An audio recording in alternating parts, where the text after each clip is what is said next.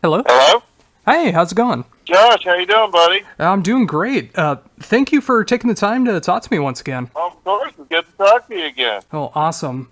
Well, like I mentioned at the end of our interview last week, there was so much I wanted to be able to catch up with you with a lot of stuff that's been going on outside of Charred Walls, and it's awesome to be able to talk to you about that stuff as well. Oh, definitely. I look forward to it. It's always fun to talk metal. Absolutely. I mean, if I was ever out that way, I mean, I have a feeling that we could just grab a couple drinks and be able to talk metal for like a day and a half together. So, I mean, this is awesome. Oh, of course. I get pretty long-winded when it comes to talking metal. Oh, I can do that as well, but I'll try to keep it somewhat on task and making sure that we hit all the great stuff that's out right now and going to be coming up. And first with that is you appear on the new Monte Pittman album, which is a fantastic album. How did that all come about? It's thanks to Brian Slagle and Metal Blade being kind of like one big metal family, and Monty is signed to Metal Blade as well, and Brian Slagle introduced me to Monty a few years back, and I'm a fan of Monty's other albums, and so when Brian and Monty asked me if I wanted to play drums on his album, I was like, yeah, of course. I'm always happy to help out Metal Blade because they treat us so good, and they're just such an amazing label, and Brian Slagle is just such a great guy that as soon as he asked, I was like, heck yeah. And then when I heard that Billy Sheehan was going to be playing bass, I was like, whoa, that's insane. I've been a fan of his since I was like 10 or 11 years old. So, it's just amazing to be on that album, and songs are awesome, and Monty kind of just let me go crazy, and, it's a killer album. Yeah, I definitely loved it, and I had the privilege to be able to talk to Monty about the album as well, and I didn't realize at the time that you were a part of it. Like, I kind of noticed that, hey, I think this drummer kind of listened to Richard Christy a bit. I kind of hear kind of his flair to it, and then I realized it was you. Yep, I've listened to Richard Christy, and he's a big influence on me. So, you had the opportunity to be yourself on the album. Did Monty have like any pointers for any direction he wanted you to go, or did he just let you have like full range on what you did? He had like some programmed basic drums with an idea of what he wanted, so I didn't stray too far from that. I wanted to keep it kind of close to what he had in mind of what he wanted to hear on the drums, but some of the stuff he had programmed was really fast and really hard to play, so I had to really practice it for a while and kind of step up my game, because a lot of times, a guitar player will program drums and it'll be really, really hard to play, just because, it's kind of like with me, if I was able to program guitars, I'd probably program stuff that wouldn't be, natural for a guitar player to play, but it wasn't out of the realm of possibility to play, but it was challenging, but I love that. I love, working hard at it to be able to play close to what he had programmed, but, at the same time, too, he pretty much just let me do my thing, and, but I didn't want to kind of just go super crazy because I wanted the focus to be on the songs and on Monty's guitar playing and singing. So I stuck pretty close to what he had programmed, but was able to add some crazy fills and things like that. But it was a challenge, and it was a lot of fun. Yeah, and I definitely hear that as a listener too.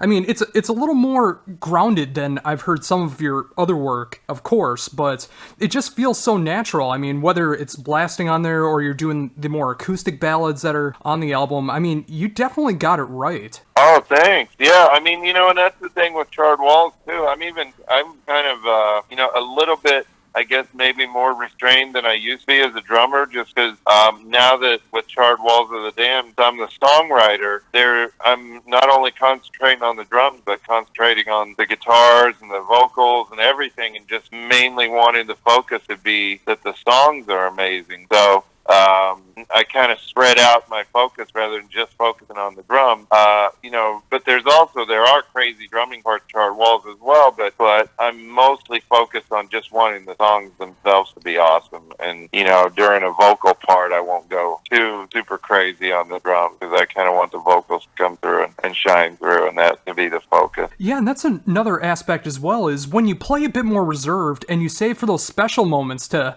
be able to go out a little bit more, it makes those parts stand out that much more. Yeah, totally. I mean, with some of the drum intros for Charred Walls, that's when I go a little nuts, and then during some instrumental parts, I'll kind of go more crazy. And then, yeah, it does. It does definitely let those parts stand out when I do go crazy, rather than just going nuts all the time. I played in a band called Burning Inside, and I just basically was doing a nonstop drum solo in that band because I was, at the time I was younger, and I was just playing like 5 hours a day, and I just wanted to go crazy. And also because it was kind of brutal death metal, we didn't really have to focus as much on, certain vocal parts needing to lay back during them. It was just kind of balls to the wall all the time. So, I've had those bands where I was able to go nuts all the time, which was fun. But nowadays, I kind of like to, save, like you said, kind of save those spots to just go crazy and just kind of groove the rest of the time. Yeah, and I was actually going to mention Burning Inside as well, because I was actually just listening to those albums last night through Spotify on my PS4, just refreshing myself, because it's been a while since I've listened to Burning Inside, and just some of those songs are just absolutely insane for what you're playing. I mean, did it just take from you woodshedding back down in Florida for you to be able to get those chops, or was that something that came later into the band?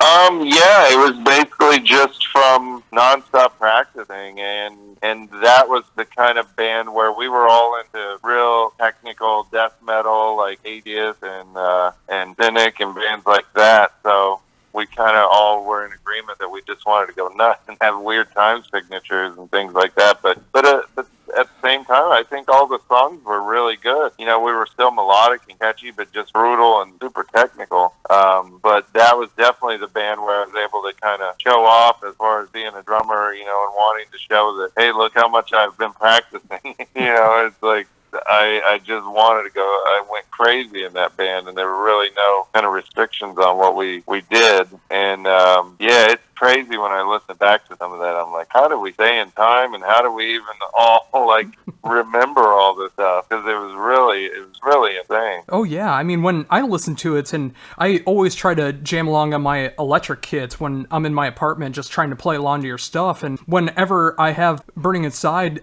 come through my speakers, it's like some of it I just don't even know how to comprehend what you're playing, and I love that.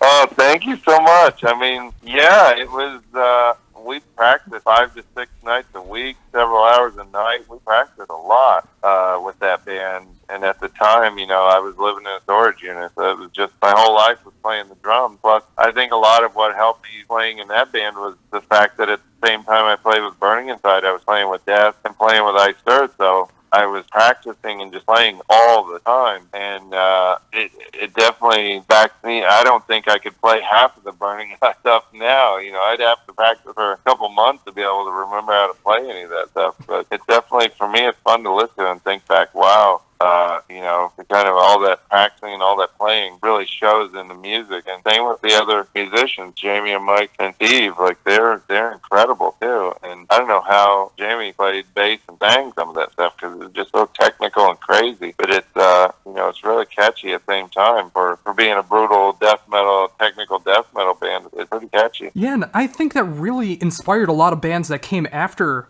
Burning Inside as well. I mean, obviously with Death being a huge influence on so many bands, and Iced Earth with more of the power metal side. With Burning Inside, I think that really inspired bands to explore more territories and be brutal in all those different technical aspects. Yeah, I mean, that would be cool. I haven't specifically heard bands say that they were influenced by them, but that would be cool. I mean, Burning Inside was really underground. We never really got to play much outside of Florida, but it's always cool when people even know who Burning Inside is and have one of our CDs, or even have heard us online, because I'm really proud of that stuff. And, that was the band that I moved from Missouri down to Florida with. So we went through a lot together, and I think we put out a couple of awesome albums, and I'm really, really proud of the music. We got to play a lot of awesome shows with, big death metal bands in Florida. We got to play Brass Mug all the time, and got to open a lot of shows, I think, at State Theater in St. Pete, and I think we played Masquerade in Tampa, and did some shows with, like, Deicide and stuff. So it was pretty awesome to be able to, live in the '90s in Florida and get to go to those shows and hang out with people like Pete Sandoval and Corpse Grinder from Cannibal Corpse and all those guys. And it was just crazy that when we moved to Florida, I got to hang out with a lot of my death metal idols. So it was I'm pretty lucky that I got to experience all that. Yeah, and I was just going to mention that too. I mean, in the early 90s, especially with Florida being such a hotbed for death metal and the American death metal scene, and getting to be able to play with all those bands, whether it was a part of Death later in the 90s or with Burning Inside, you got to play with so many great bands opening for them and all that great stuff. Was there any particular drummer that stood out to you that made you change how you were playing drums when you moved down to Florida? Definitely Dave Colross from Malevolent Creation. I was actually living in Missouri at the time, but we opened up for Malevolent Creation in Wichita, Kansas, and Dave let me use his drums. He was so nice. And that album, Eternal by Malevolent Creation, is a huge influence on me as a drummer. When that came out, I was totally blown away, and I practiced that album nonstop. So definitely Dave Colross is a massive influence on me. The stuff he did with Malevolent, it just blew my mind and was huge for me. And I also got to play drums on a tour with Incantation, and they were touring for an album that Dave Colross played drums on, which was cool. So it was awesome to get to learn his parts for Incantation too, because I'm a massive fan of his. And then Derek Roddy, when I saw Derek Roddy in Florida, and I ended up becoming friends with him, and I remember going over to his practice stage down by Miami and watching him play in his practice place and just being in awe of him. There's so many drummers like Alex Marquez I saw play with Malevolent Creation on the Retribution tour, and he became a really huge influence. I mean, still to this day, a lot of the tom rolls kind of drum fills I do are influenced by what Alex Marquez did on Retribution. That's like a life-changing album for me. I freaking love that album. And I got to hang out with Pete Sandoval at the Brass Mug a few times, and he was super nice. And I remember one night he said something nice about my drumming, because he came to see some bands that were playing at Brass Mug, and Burning Inside was one of them. And he had really nice things to say about my drumming, which blew my mind, because he's, one of the first drummers I ever heard do a blast beat. Him and Mitch, is it Mitch? I always get confused. It's Mitch Harris, not Mick Harris. There was the drummer in Napalm Death, right? Oh, yeah. Yep. Yeah, I think it was Mick Harris, and then Mitch Harris was the other member of Napalm Death. Yeah, because I always get Mitch and Mick mixed up. But when I heard the Napalm Death Scum album for the first time in like '88, I think, and heard the blast beat, that blew my mind too. So and let me see, there's so many drummers, great drummers that were in Florida that just freaking blew my mind. See who else? I don't know. There's so many. I'll have to think. Oh, and the drummer from Obituary was always super nice, and I love his style. He has like such a groove. Oh yes, Donald Tardy. Donald Tardy, yeah. And then also Paul from Cannibal Corpse, a super nice guy, and he's a really, really big influence on my drumming as well. When I heard Tomb of the Mutilated, like I practiced to that album nonstop, and that blast beat, that they call it the bomb blast, where he's doing double kick in the blast beat. That's just, it sounds so freaking heavy, and I practiced a long time learning how to do that. And then the drummer for Suffocation, Mike Smith. Oh yes. When I got to see him play in '93, and it was Suffolk and Vader, and that was just like, for a drummer, that was a dream tour, because it was Fred Espy playing for Dismember, who's a huge influence on me. I love him as a drummer. He was always kind of a little bit floppy, which I loved. I loved that he just played so loose, and the drummer Doc from Vader was incredible as well. He's a big influence on me. So to get to see that tour was amazing. And then Tony Loreno was another friend of mine, a drummer in Florida, who is just such an incredible drummer and really nice guy, and I get to hang out with him a lot and learned a lot from him as well. And he's played with everybody now. He's kind of the go-to death metal drummer, as far as when a band needs a really, really good drummer play on an album or something, they call him. He's amazing. Yeah, I mean, just with the Florida area, I mean, it was such a hotbed for all the great death metal drummers to come out of the American scene, and it really did help expand what was possible in metal as well. I mean, of course, with Death being one of the biggest influences in death metal, and my favorite death metal band of all time. And you had the distinct pleasure to be able to play with Chuck, not only for Sound of Perseverance, but also with Control Denied as well. And of course, the reissue of The Sound of Perseverance is going to be coming out in November. How do you feel about the album 18 years later? I'm so proud of it. It's pretty much the best I've ever played on an album as far as being a drummer, and I'm so proud of it. And Death was and is my favorite band. So to be able to play in my favorite band and play on the final Death album, it's just such an honor. I'm so proud of that album, and I'm so proud of how hard we all worked to make that album. We practiced those songs for almost a full year before we recorded them. So by the time we got in the studio to play that album, we were just so tight and so on point, and that's why that album just sounds so good, and it sounds like a live band playing right in front of you, because we, pretty much what you hear on the album is what we're playing, and we didn't use a click track for the album, and it was just me, and for the drums, it was me and Chuck jamming in the studio, so it sounds very live. We recorded on 2-inch tape and couldn't really fix anything or punch in like you can on when you record digital, so it was just raw and awesome. We just went in, and I thought everybody did such an incredible job, and I'm so proud of what we all did with that album. And it's such an honor to have been in a band with Chuck, because he's a musical genius. I learned so much from him about songwriting and about putting songs together and how to run a band and how to just everything. Like, that was my first kind of real tour I ever did, touring with Death, and I'm just so thankful that I got to know Chuck and become friends with him and be in a band with him. And I know he would be so happy to know that all these years later that album's coming out again on vinyl. Chuck loved vinyl, and the vinyl that they're doing for the reissue of Sound of Perseverance that Relapse is doing looks beautiful. It's all the different versions of it, and there's a trailer, like a video trailer out for the vinyl, and I've watched it so many times because that vinyl just looks amazing, and I can't wait to hear what it sounds like too. And I know Chuck would be so excited because he just loves vinyl, and I know he would just love that they're reissuing that album on vinyl. And playing with Control Denied too was just such an honor, and I freaking love the album that we did, the Control Denied album. And I don't know what a lot of people have asked me about the second album, and the drums and Chuck drums are done and Chuck's parts are done, so I don't really unfortunately have any information on what's going to happen with that, but the music for that's incredible as well, so I hope eventually people will get to hear that. But I'm so thankful that everything worked out, that I was able to meet Chuck and to be in a band with him. Related to that, I was going to ask you about this last week, but I know that you had a lot of press going on, so I didn't want to influx you too much with too many death questions about Chuck. But what was more of an honor for you, being asked to join Death, or being asked to join Control Denied?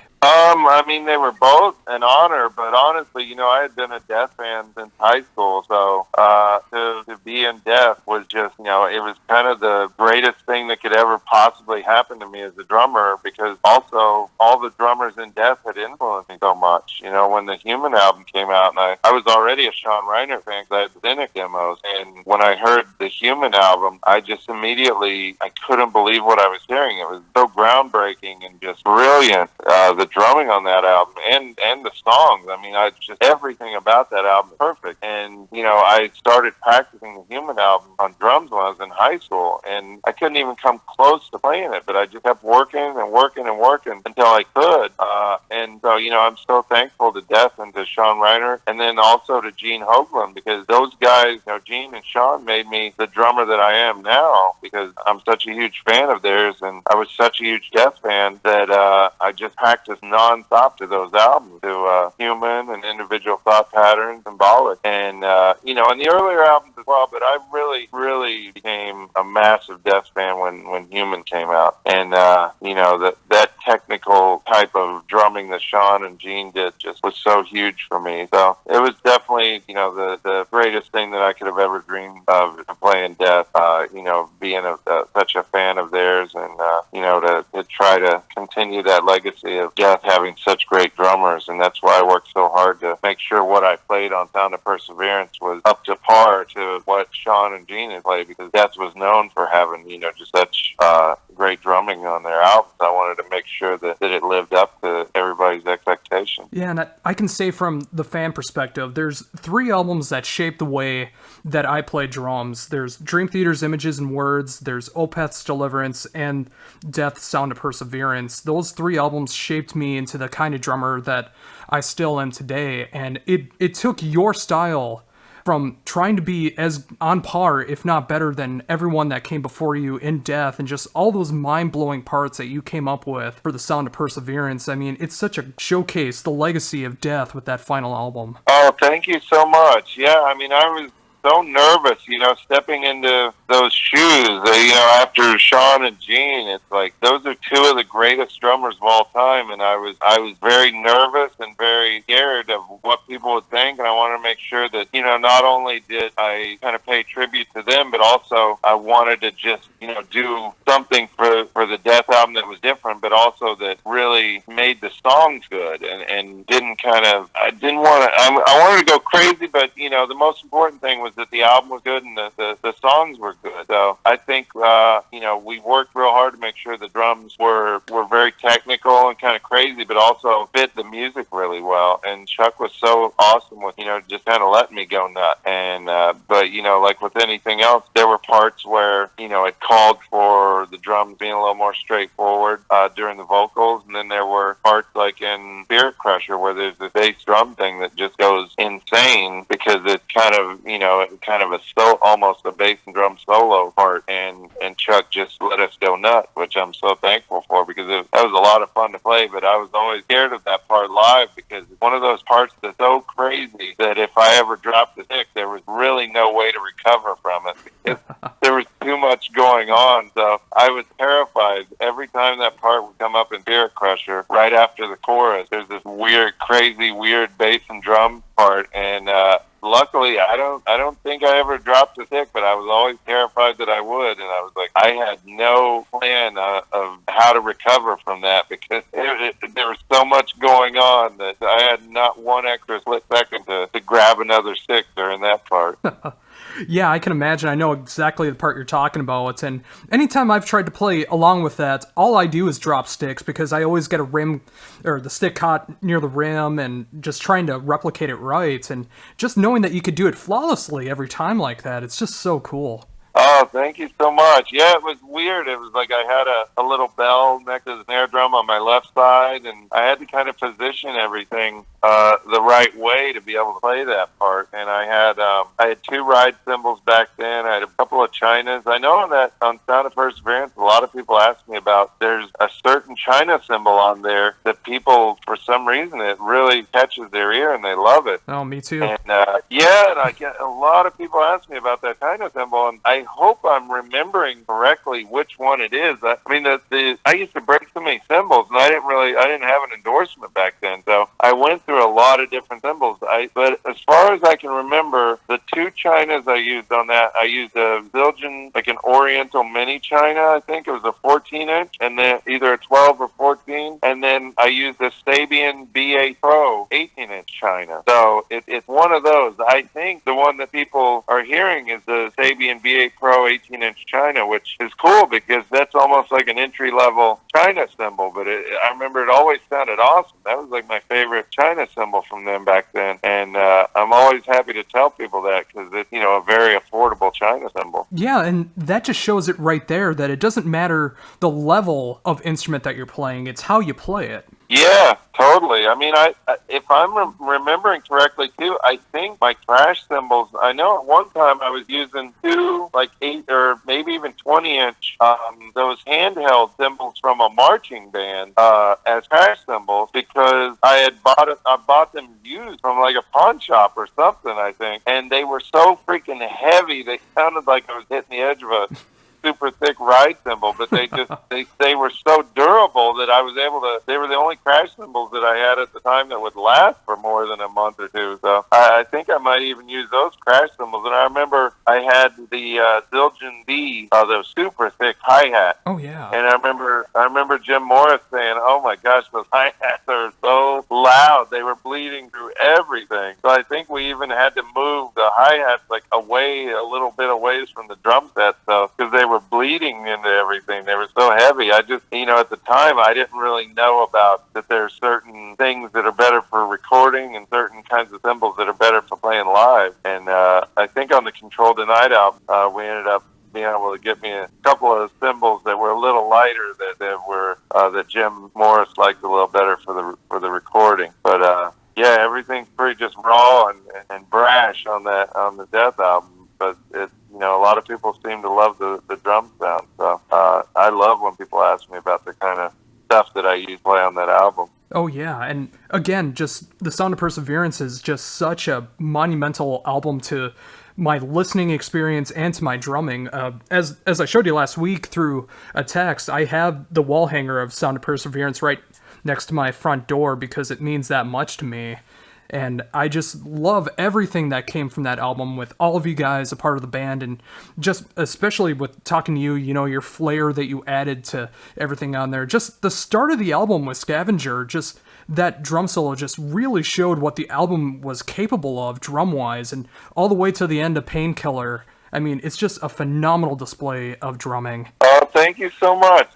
I'm really honored by hearing you say that. I mean, it's awesome to hear that all these years later. I mean, this is the 18th anniversary of that album, so it's so amazing to hear you say that. And I really, really appreciate it. And yeah, I'm really proud of everything that we did with that album, and I'm so excited that Chuck's family and Relapse are working on doing the vinyl reissue of that album, and I can't wait to hear it on vinyl. I know it's going to sound amazing. And I was so honored. I remember Chuck telling me, hey, let's start the album with a crazy drum part. And I was like, oh man, that's so cool. That's how the Human album starts with this awesome drum part. And I was just like, man, it's so cool that he's letting me do that. And yeah, it really does kind of set a tone that it's going to be a crazy kind of album, with Scavenger of Human Sorrow. And how long did it take you to come up with that intro? From what I remember, I think Chuck just played me the riff, and then I played,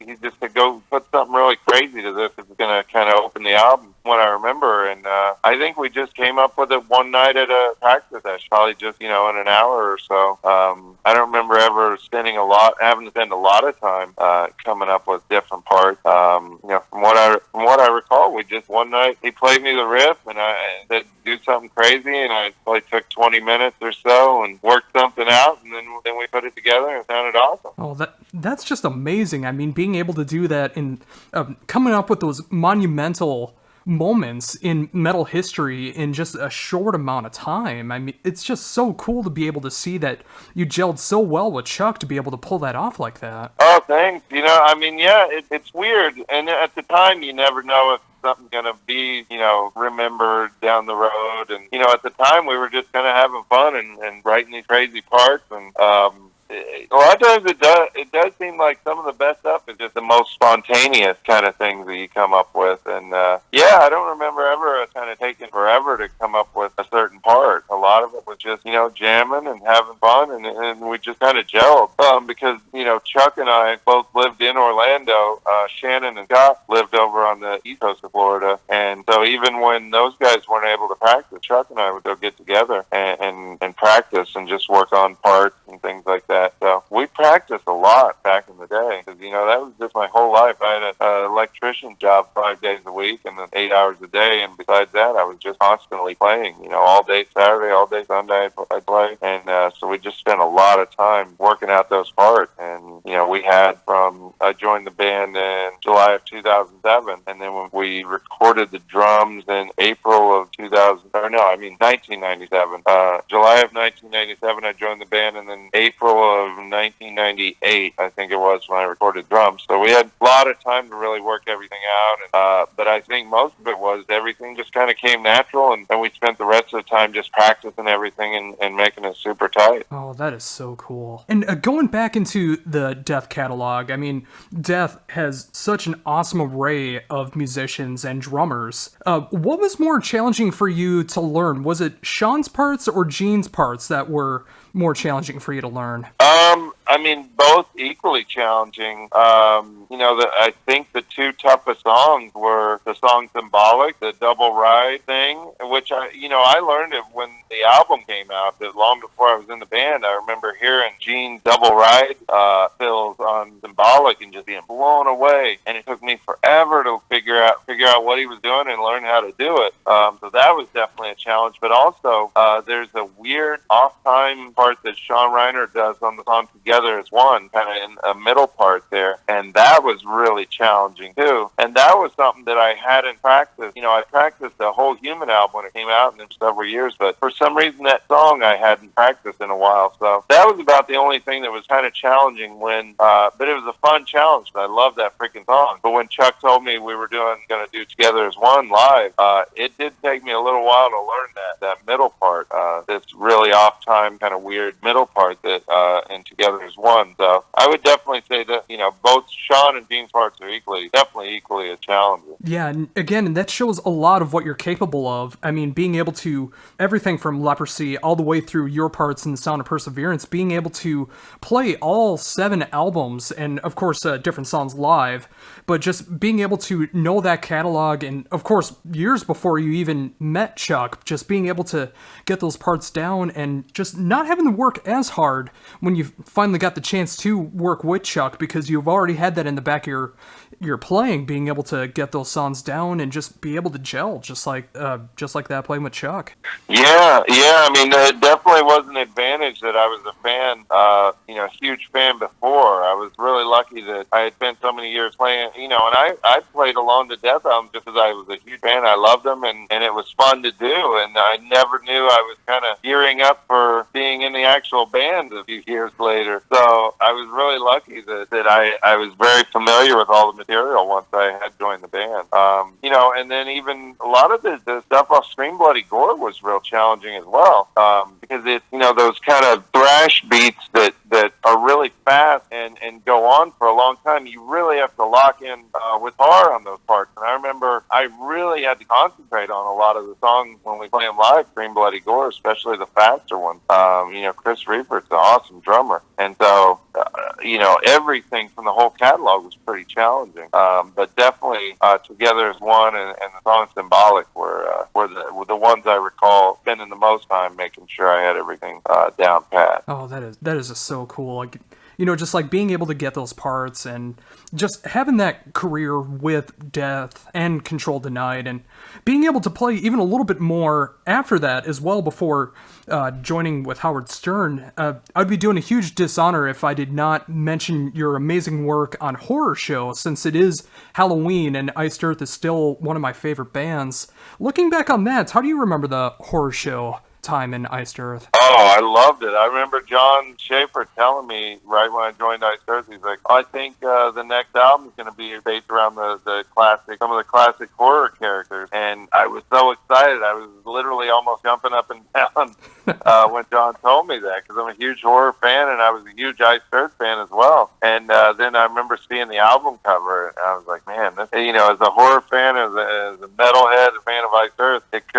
couldn't have been more lucky that was my first Iced Earth album. So I'm really proud of everything I did on that album as well, and I love that album. So songs are so catchy, and starting with the song Wolf, that's one of the most challenging, or double bass, one of the most challenging songs I've ever played as a drummer. And I remember, I think on that tour we were playing that song, if I remember right, I think we were playing it towards the beginning of the set, so I had to make sure I warmed up with ankle weights backstage to be ready, because man, once that the chorus kicks in on Wolf, it's like, man, it is super fast double bass, and it's a lot of fun to play too. I remember Phantom of the Opera was a lot of fun to play. There's a middle crazy drum solo kind of part on the album. They put kind of a cool flange effect on it, and I remember that was a lot of fun to play too. And I remember the Dracula song I love. It's so catchy. I love the chorus on that. That was fun to play live too. And I remember that had full like marching band style stuff in the middle, which I love, because I was in the marching band starting at 10 years old, and playing air drum solos and things like that was a huge influence on me as a drummer. And a lot of that I've transferred to the drum kit. So a lot of my fills and all that, you can kind of hear the drum corps, like marching band type influence. So yeah, I love Horror Show. I still listen to it all the time too. I love that album. I love Glorious Burden as well. So yeah, I'm very lucky. I get to play in a couple of bands that I was just massive fans of long before I joined the band. With Iced Earth, what was the album that got you into Iced Earth? Something Wicked This Way Comes. I love that album. And Dark Saga, probably, actually, yeah, Dark Saga, and then Something Wicked is, that's my favorite Iced Earth album. When that came out, I was just, like, blown away. And I love the old stuff, too. I listened to them back in the early 90s. I remember, I was a fan back then, but then once Dark Saga came out, I was just, the song Question of Heaven is one of my all-time favorite songs. So, me too. Yeah, I love, and we got to play that live, which I still listen to that song probably once a week at least. And we got to do it with Demons and Wizards too, and it was cool hearing Hansi from Blind Guardian sing Question of Heaven. He did an awesome job singing it. It was just cool to hear him singing an Iced Earth song. Yeah, and I was just gonna start bringing up Demons and Wizards too. I mean, you got to work with three huge voices in metal, with Chuck, with John Schaefer, and with Hansi from Blind Guardian in Demons and Wizards. That is so incredible to be able to have that on your repertoire. Yeah, I know. I'm lucky.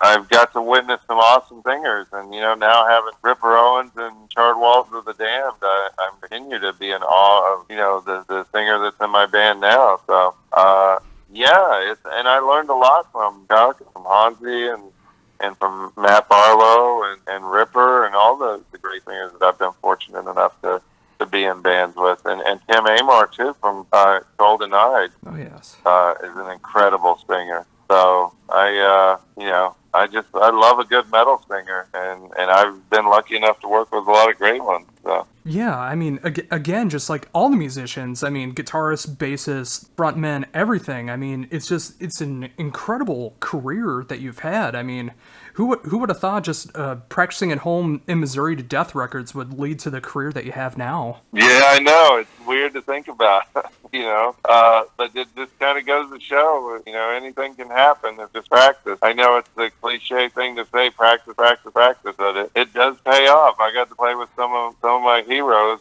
and got to be in bands with some of the greatest metal musicians in the world, and that I thank God that I spent all those hours practicing. It ended up totally being worth it, and because of it, I got to see the world and go on tour and play on some albums that I'm really, really proud of. Oh, very much so. Going back a little bit into Iced Earth, I remember hearing for a long time with John Schaefer saying that every musician that's ever been a part of Iced Earth, he helped become a better musician. What would you say you learned most from working with John? Oh, that's absolutely true. I learned so much about timing from John and playing to a click track, because I hadn't had much experience playing to a click track before Iced Earth, and even live I had to play to a click track with Iced Earth. And John is such an amazing rhythm guitar player, and he's so tight, and his timing is so perfect that, if I was a little bit off in my timing as drummer, he could totally tell within a second. And so it made me such a better drummer, and I ended up, when I was in Iced Earth, I started practicing every day to a click track, and also even recording myself playing to a click track in Pro Tools, and then going back to look to make sure, to see how on time or off time I was. And I learned about playing a little bit behind the beat, a little ahead of the beat, or right on the beat. And my timing just really improved so much by playing with Iced Earth and playing with John, because he's just such a amazing rhythm guitar player, and his timing is so perfect. What was the harder experience for you in Iced Earth, recording Horror Show or recording Glorious Burden?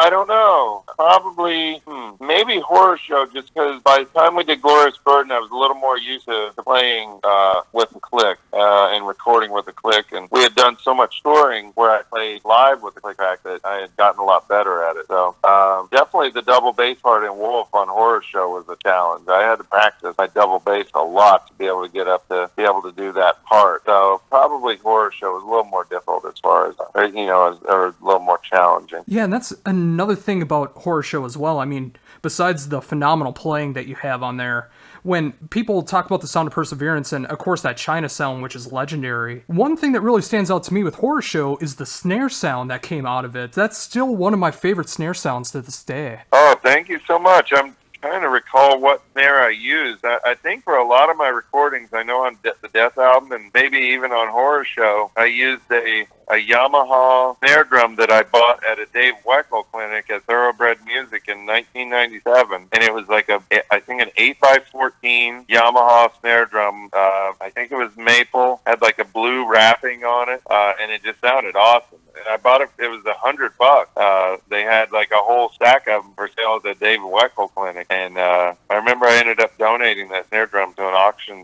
for a charity to help.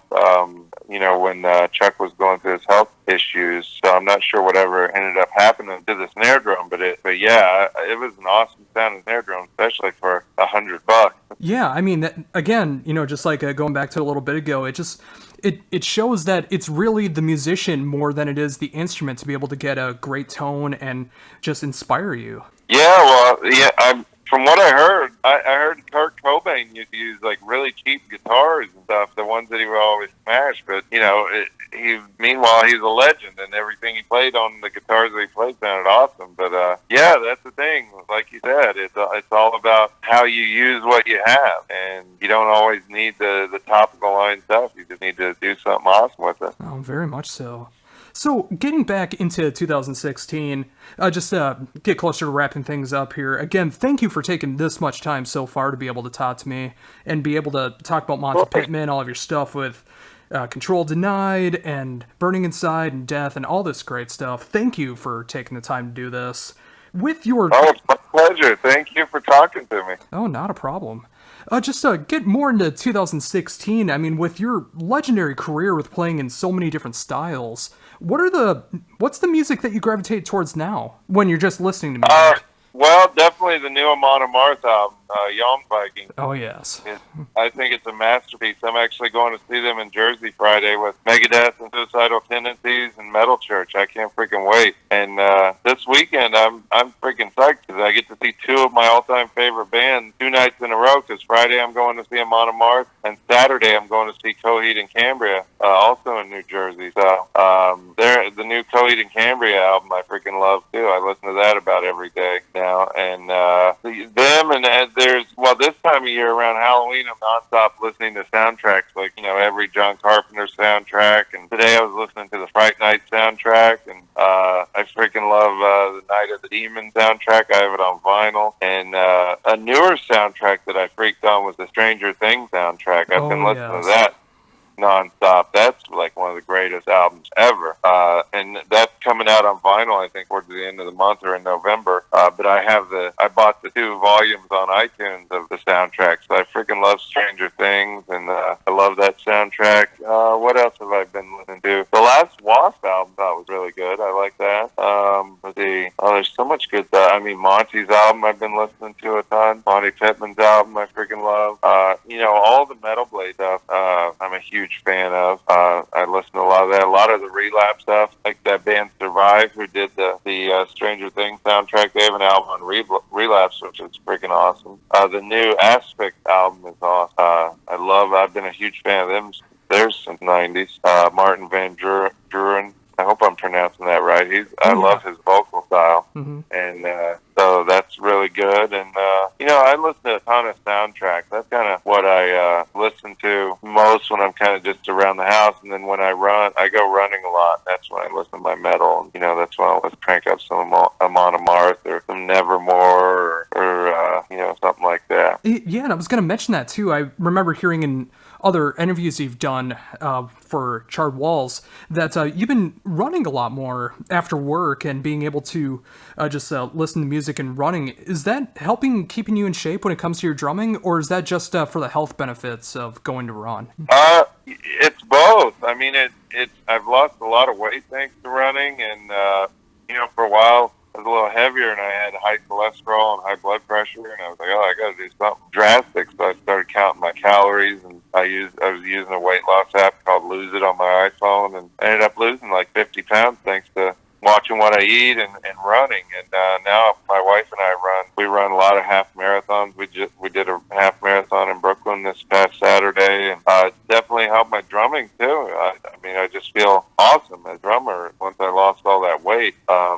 For the second Charred Walls album and this one, it was after like 50 pounds, and I just felt so much better. So yeah, there's a lot of benefits of running, and I love it, especially this time of year with Halloween around. Like today, I listened to all of King Diamond the Eye while I was running. I ran 7 miles today, and listened to King Diamond the Eye and Joey the Cambria, and I kind of save my metal for when I run because it inspires me and it makes me want to run because I know that's my time when I'm going to get to listen to my King Diamond and my Amon Amarth and all that. And is that much of a challenge? I mean, being able to run in such a big city, I mean, do you have to stop a lot, or do you have like a route where you're able to just go full speed? Yeah, it's a very runner-friendly city. There's a lot of routes where you don't have to stop, and I kind of know the streets I can run in Queens and Brooklyn where they're kind of side streets with no stoplights and all that good stuff. And then there's parks too that have tracks, and like Central Park you can run. You don't really have to stop. That's one of the greatest places in the world to run, Central Park. So I'm a part of this thing called New York Roadrunner, so it's a very, very runner-friendly city. No, and I'm glad to hear that too. I mean, being able to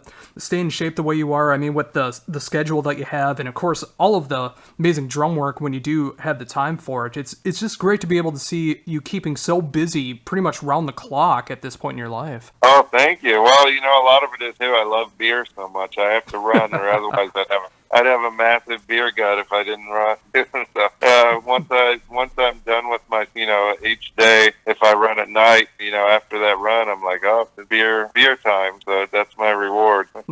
Yeah, I mean, I'm having a hard cider myself while I'm doing the interview, and it inspired me from last week to have a drink after last time we talked, and yeah, I mean, just beer is great, and just being able to have that as a reward for all the hard work that you're doing, and of course, just enjoying it yourself. Yeah, well, and there's so many good beers out nowadays. The selection's incredible, and I'm in full pumpkin beer mode now with Halloween coming up. So there's a lot of really good pumpkin beers out nowadays. Oh yeah, and there's so many different craft beers that are out there. I know the Twin Cities has so many different breweries around here that do their own specialty blend, and I can imagine out your way there's got to be tons of them that are available. Yeah, totally. Well, you guys have Surly, right? We do.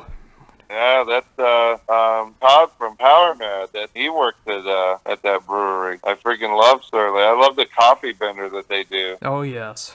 It's like a good, sometimes if I'll do a run on a Sunday morning and once I get done and it's about brunch time, I'll have me a nice coffee beer and I'll watch some CBS Sunday morning. So I love coffee beers. But yeah, New York has a lot of, just here in Queens where I live, there's tons of breweries. They're having a Queens Beer Festival this Saturday and Sunday with about, I think, 10 or 15 different Queens breweries. It's going to be awesome. Oh, that's awesome. Yeah, are you able to like try all of those out, or do you have to pay to try all those, or how does that work?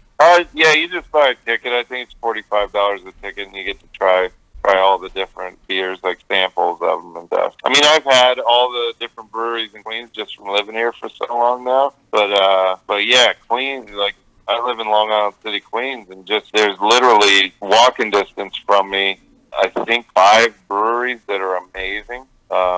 And then you can just jump on the train to go to some other incredible ones. Brooklyn has a ton of them, and Bronx Brewery is awesome. So yeah, I mean, New York beer scene's awesome here now. Oh yeah, and with Surly here, it's either this weekend or next weekend. They have this festival called Darkness Day, and they always get at least one metal band to be playing there. And this year it's Revocation that's going to be headlining a show there. Oh wow, that'll be awesome. Their drummer's killer. Oh yeah, Revocation is an incredible band, and of course on Metal Blade as well. Yeah, totally. That's cool. And then that's the one day they released that Darkness beer, which I've never got to try it, but I heard it's incredible. Yeah, it's fantastic stuff. That's awesome. Are you going? I'm definitely going to try to. I know they sell tickets day of, so I'm going to try to make it out there.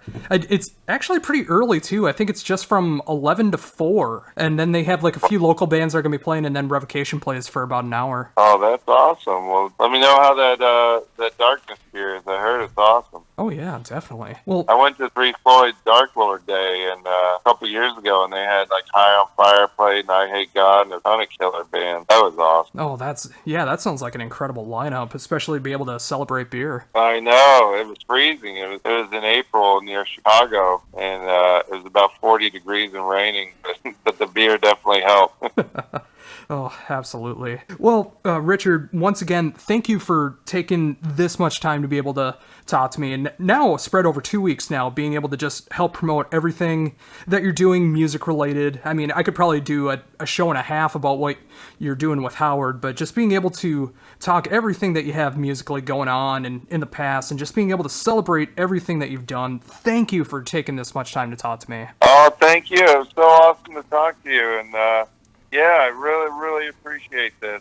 It's such a blast talking metal with you, and thanks for all your support for Charred Walls of the Damned, and yeah, it was awesome talking to you again. Oh yeah, same here. I mean, you and Mike Portnoy were the two main influences in my drumming, and just being able to talk to you and just being able to talk like this. I mean, just like talking metal, talking beer, talking about all the great stuff in your past career. I mean, just everything. It's just so cool. Oh, thank you so much. And we'll do it again sometime for sure.